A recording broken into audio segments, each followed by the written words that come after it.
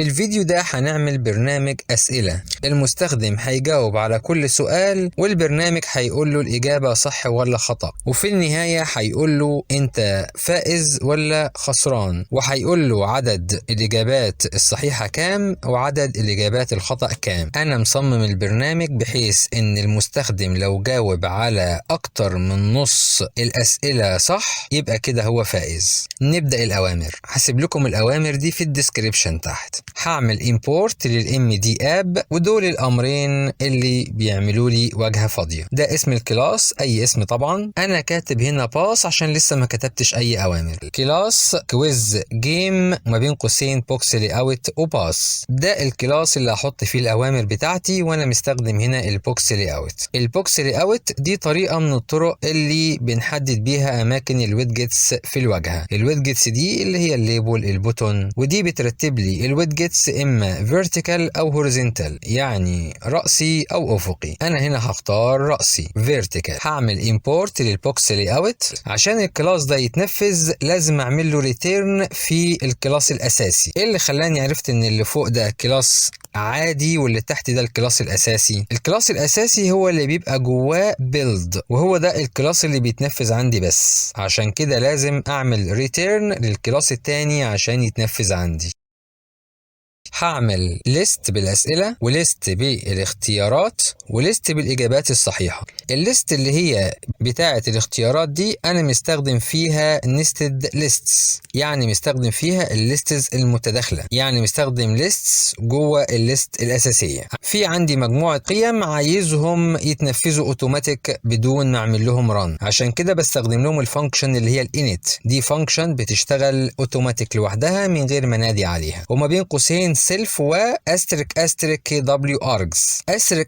كي دبليو ارجز بستخدمها لما اكون عايز الفانكشن دي تقبل اي ارجومنت من النوع string، يعني ممكن ابعت لها اي ارجومنت او اي متغير من النوع string تقبله على طول. وبقول كمان سوبر في دوت انت كي دبليو ارجز. بعمل السوبر دي لان ساعات الفانكشن الانت دي مش بتتنفذ برضو، بضطر ان انا اعمل الكوماند بتاع السوبر ده في بعض الحالات. يعني دايما لما يكون الفانكشن دي موجودة في كلاس غير الكلاس الاساسي هعمل سيلف دوت اورينتيشن يساوي فيرتيكال. انا عايز زي ما قلنا البوكس لي اوت يبقى فيرتيكال، وبعدين هقول له نفذ لي الفانكشن اللي هي سيلف دوت لود كويستشن. دي الفانكشن اللي هتعمل لي الاسئله والاجابات، اللي هي هتكون لي الواجهه دي اللي فيها الاسئله والاجابات. ولازم احط قبلها سيلف لان انا بنادي على حاجه بره الفانكشن اللي انا موجود فيها. دي الفانكشن اللي هعملها دلوقتي اهي، ديف لود كويستشن سيلف واستريك ارجز. برضو هنا الفانكشن دي حطيت لها الاستريك ارجز عشان تقبل اي متغير من النوع الانتجر، يعني هتقبل اي رقم. بعدين هقول لها اف سيلف دوت كارنت كويستشن، ده اي متغير. المتغير ده لو كان اقل من عدد الاسئله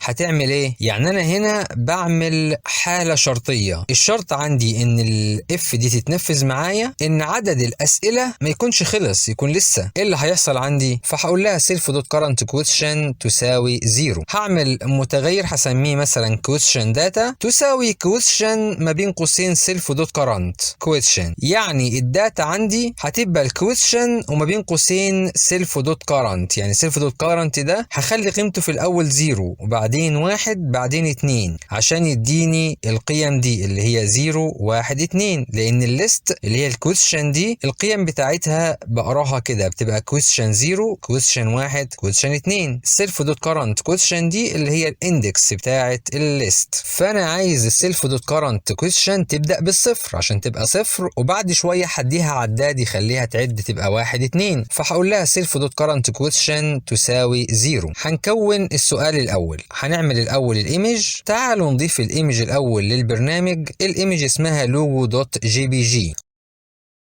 وهعمل اي متغير img يساوي image، والسورس هو اللوجو دوت جي بي جي، وهضيف الايمج دي للاي اوت سيلف دوت اد ويدجت ايمج. تعالوا نعمل import للايمج.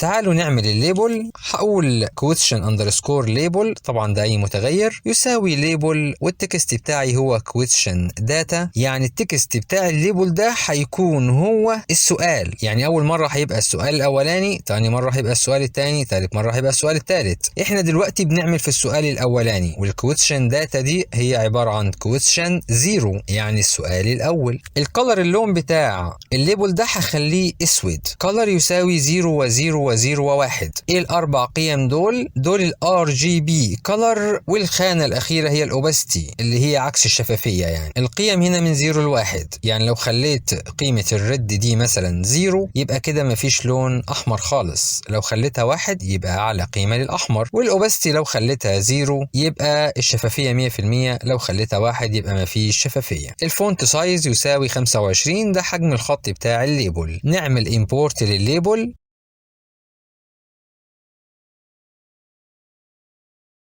تعالوا دلوقتي نعمل التشويزز، الاختيارات اللي هم البوتونز دول. نعمل امبورت للبوتون. البوتونز انواع، فانا بختار اي نوع منهم، يعني بيختلفوا عن بعض في الشكل بتاعهم، فانا هستخدم الام دي ريزد بوتون، انت ممكن تستخدم اي نوع من الانواع التانية. هنعمل لوب. اللوب دي هي اللي بتبدأ تختار الاختيارات واحد ورا التاني، يعني انا بالنسبة لأول سؤال عايز اختار الاربع اختيارات دول، فهعمل لوب عشان اضيفهم عندي للواجهة. هقول for choice ده أي متغير in choices، يعني في الليست اللي هي choices، وما بين قوسين self dot current question، يعني التشويس ده أول مرة هيبقى choices 0، تاني مرة هيبقى choices 1، تالت مرة هيبقى choices 2، رابع مرة هيبقى choices 3، وهكذا. في كل مرة اعمل لي بوتون التكست بتاعه هو التشويس، يعني التكست بتاع البوتون أول مرة هيبقى أول choice، تاني مرة هيبقى تاني تشويس، تالت مرة هيبقى تالت تشويس، وبعدين هضيف البوتونز دي لللاي اوت. تعالوا نظبط حجم البوتون ومكانهم.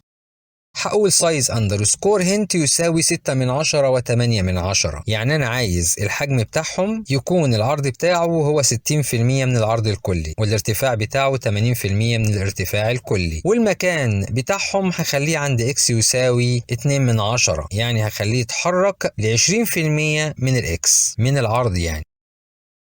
طيب انا هعمل بوكس لي اوت هنا عشان يخلي فيه مسافة فاضية من فوق.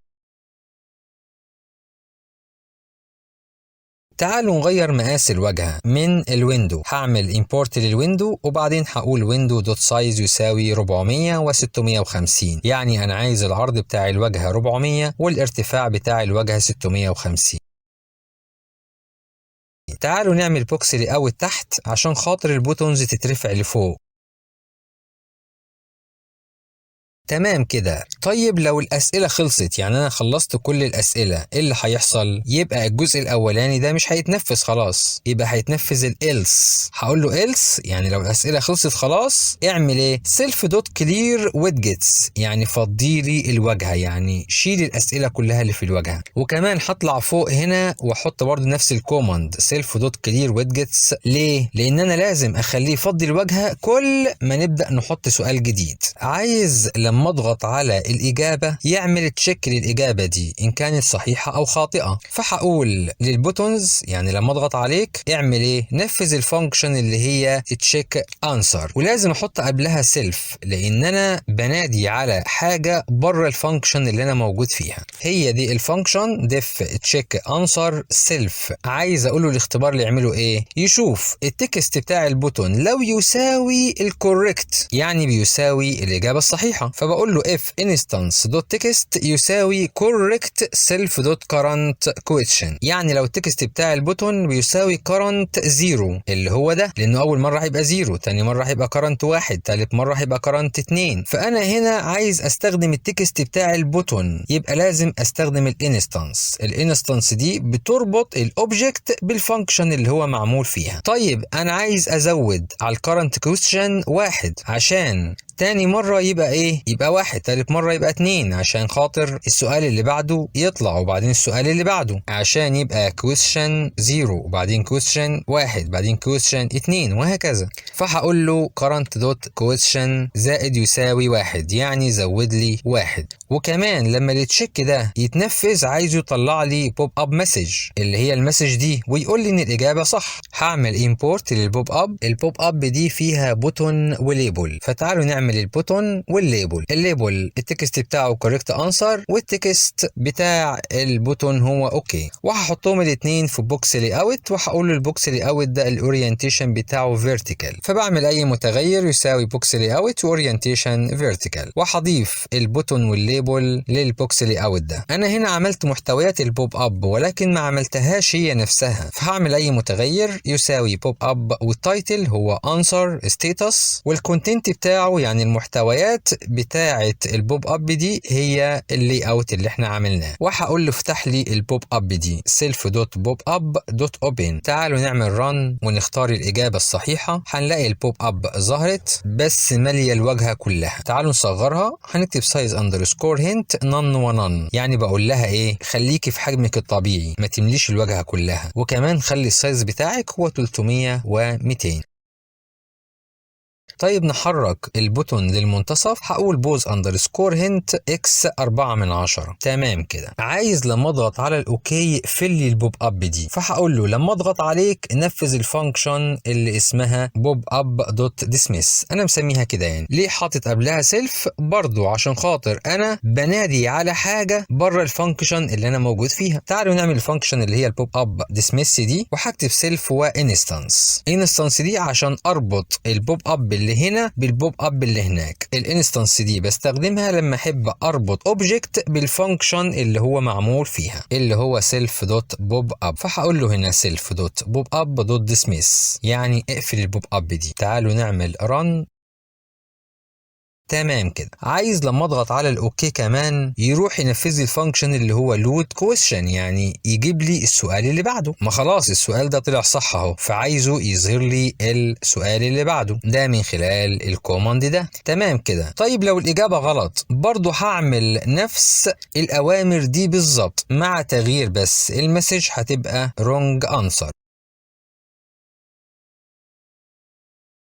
طيب لما الأسئلة تخلص عايزه يقول لي أنت حليت كام سؤال صح وكام سؤال غلط. الموضوع بسيط. كام سؤال صح يعني كام مرة تنفذت الاف دي، وكام سؤال غلط يعني كام مرة تنفذت الاف دي. فهحط كاونتر هسميه أي متغير self دوت correct question زائد يساوي 1، يعني ده بيعد لي عدد المرات اللي بتتنفذ فيها الاف دي، يعني بيعد لي الأسئلة الصحيحة أو الأسئلة اللي جاوبتها صح يعني. وبرضه بالنسبة للأسئلة الخطأ هقول له برضه self دوت wrong question زائد يساوي 1، يعني عد لي كام مرة اتنفذت الكوماند دي، يعني كام سؤال غلط من الآخر يعني. ولازم أحطهم فوق هنا وأخلي قيمهم تبدأ بزيرو عشان يبدأ يزود على الزيرو ده. وهنا هقول له لو عدد الإجابات الصحيحة أكبر من نص الأسئلة اظهر لي الليبل ده، يعني قول له أنت باس يعني أنت فائز، وسلاش إن ده يعني سيب سطر بعد كلمة يو باس دي، والسطر اللي بعده اكتب لي فيه correct answer وبعدين حط لي عدد الإجابات الصحيحة، وبعدين برضو سيب سطر واكتب لي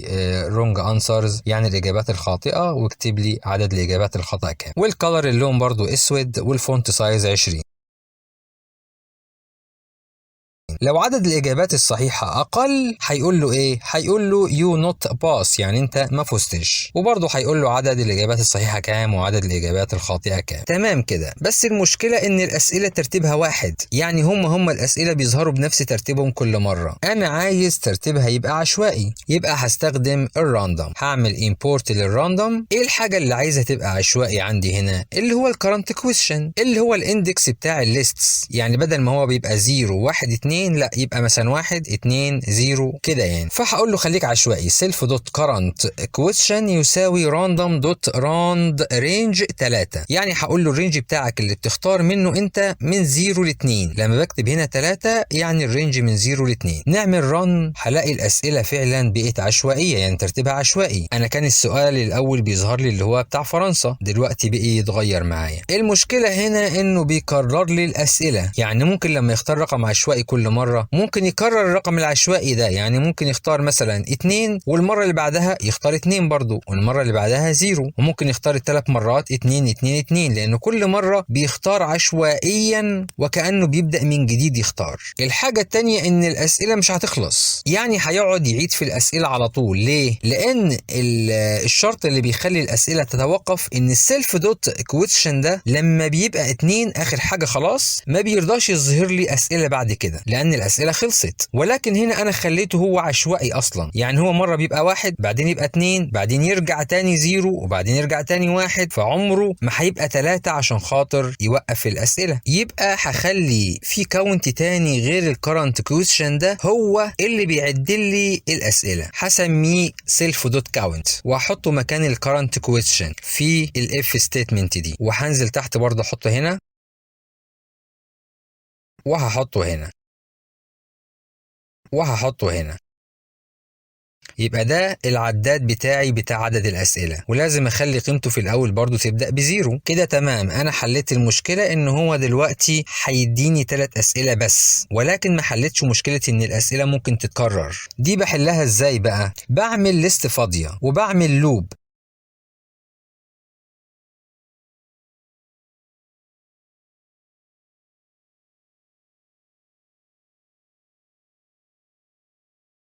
اللوب دي بقول فيها لو الرقم اللي هتولده ده العشوائي لو مش موجود في الليست ضيفه للليست ونفذ الأوامر اللي تحت دي، لكن لو لقيه موجود في الليست يبقى هيرجع تاني ينفذ اللوب تاني لغاية ما يجيب رقم مش موجود في الليست. يعني مثلا الرقم العشوائي طلع 0، هو مش موجود في الليست، ده أول رقم، هيروح حط الزيرو وكمان هينفذ الأوامر اللي تحت دي. طيب تاني مرة طلع برضو الرقم العشوائي 0، طب الرقم العشوائي ده موجود في الليست، فهيعيد اللوب تاني ومش هينفذ الأوامر اللي تحت ويشوف رقم عشوائي اللي بعده طلع 1، الواحد ده مش موجود في الليست، هيحطه في الليست وبعدين ينزل ينفذ الأوامر وهكذا. طب ال20 دي عدد المحاولات بتاعة اللوب، ما ينفعش اخليها 3 بس. لو خليتها 3 محاولات يبقى كل ما يختار رقم عشوائي لو في رقم اتكرر يبقى خلاص كده عدد المحاولات هتخلص قبل ما يديني ال3 أسئلة. يعني أول محاولة مثلا طلع الرقم العشوائي 0، تاني محاولة طلع 0 برضو، ثالث مرة طلع 0، يبقى كده هو هيديني سؤال واحد بس واللوب كده خلصت لأن اداني 3 محاولات بس. لا، أنا بقول له 20 محاولة عشان أضمن إن هو يديني ال3 أسئلة حتى لو في تكرارات في النص. بس كده، تعالوا نعمل رن ويبقى هو ده البرنامج.